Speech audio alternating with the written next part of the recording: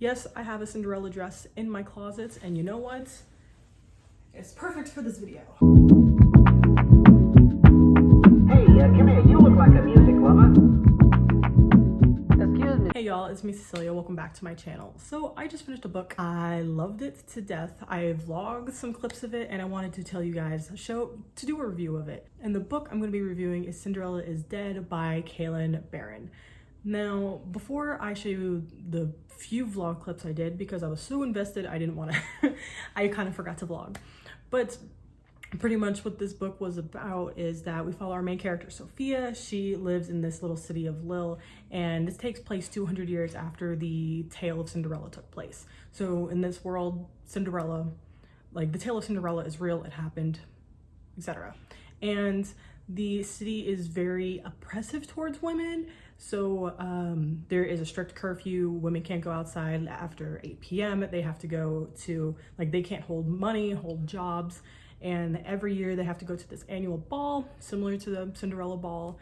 And that's where they find pretty much their suitor, the person that they're going to be married to. And if they aren't pretty much betrothed by they're 18, they go missing.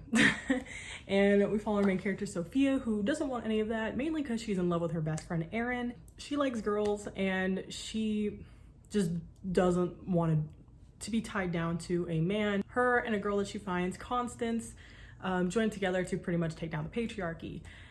So I'm going to show you my little vlog clips about me talking about it a little bit, and then I'll come back to do my final review of the book. So today I'm going to be filming a reading vlog for Cinderella is Dead by Kalynn Bayron. Now, why I'm filming a vlog for this is one, I got an ARC and it comes out on July 7th. Cinderella isn't my favorite princess, or isn't my very favorite fairy tale, isn't my favorite princess, but you know what, Black and queer, I'm gonna take it. I'm gonna take it.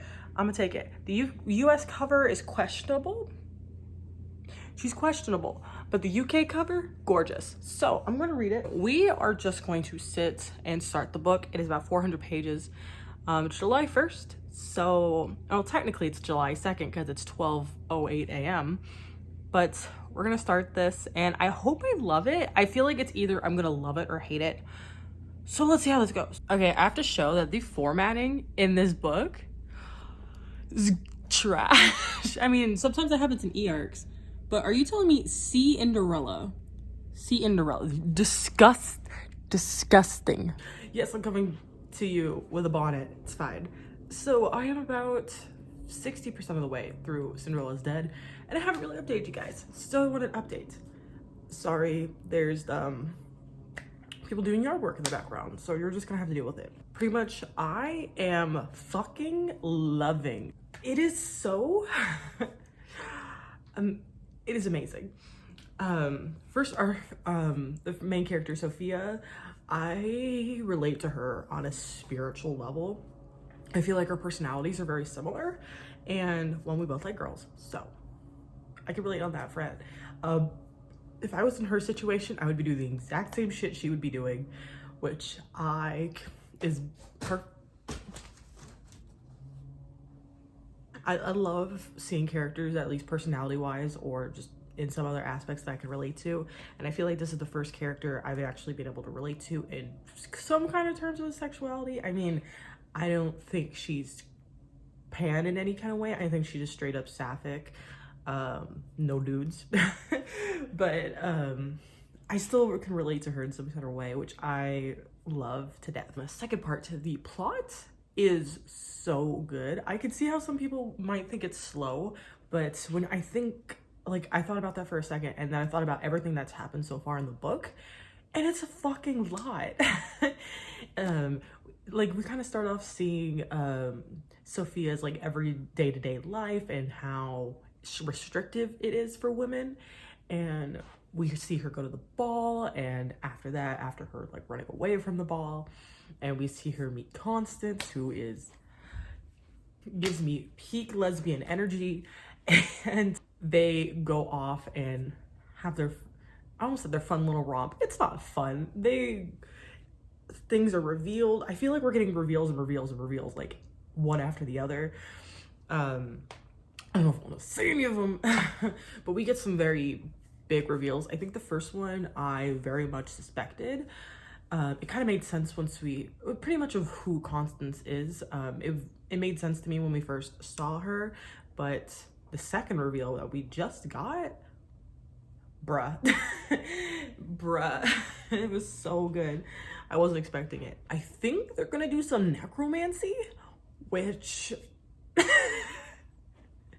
is something that I think is so interesting, especially in books. And I was like, ooh, this is gonna be interesting. I also really enjoy about this book is that Sophia, she, of course, in her, almost in her previous life, was in love with one of her best friends, Erin, right? And Erin was like, fuck you. Erin was like, I am gonna go live the life I'm supposed to live with a dude who's probably going to treat me terribly, so my family doesn't disown me, unlike your family.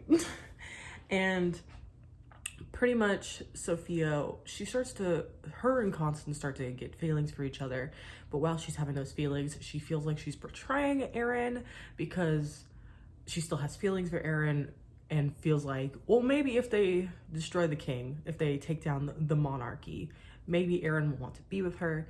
And I really like her thoughts and feelings on that. She feels like, because I feel like if you're in love, or at least if you've been in love with somebody and they broke your heart kind of a thing, and you start to get feelings for somebody else, you kind of feel like you're betraying the other person, even though you know you're not.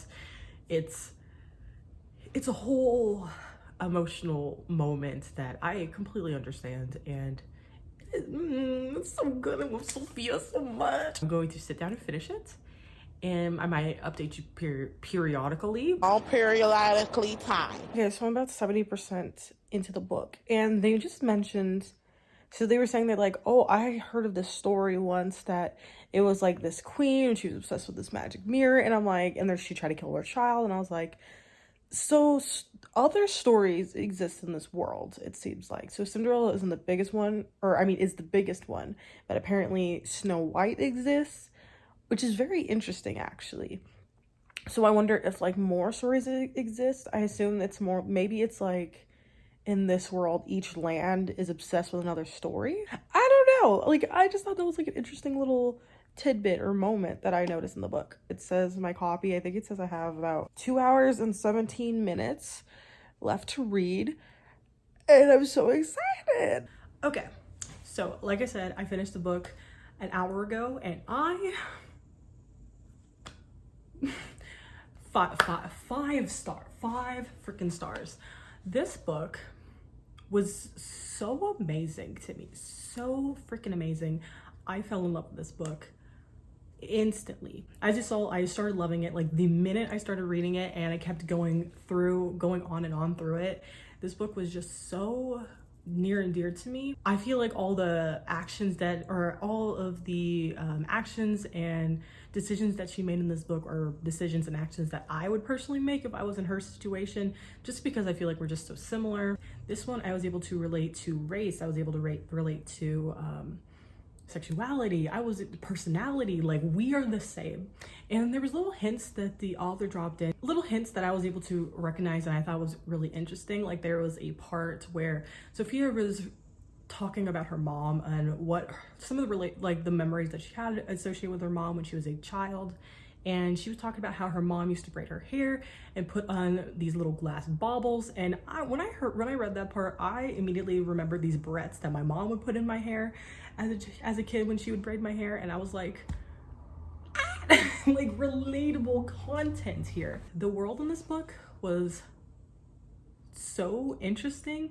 I thought that the little Easter eggs that the book kind of put in there, like the Easter eggs that there are different fairy tales in this world that are actually real. Like they have a little nod to Snow White, and I thought that was really interesting, the way that the author weaved that in, like subtly, but also like in case they wanted to expand the world and do multiple books, they totally could just from that. But I don't know if that's a plan, since it just like came out. This book I thought was very well paced. It didn't feel like it was lagging at any points, but it also didn't feel rushed at any spots. I felt like everything was going at a nice and steady pace, which is always important in a book. I feel like those are the most important things to me, is if a book is not well paced, I'm not going to rate it highly.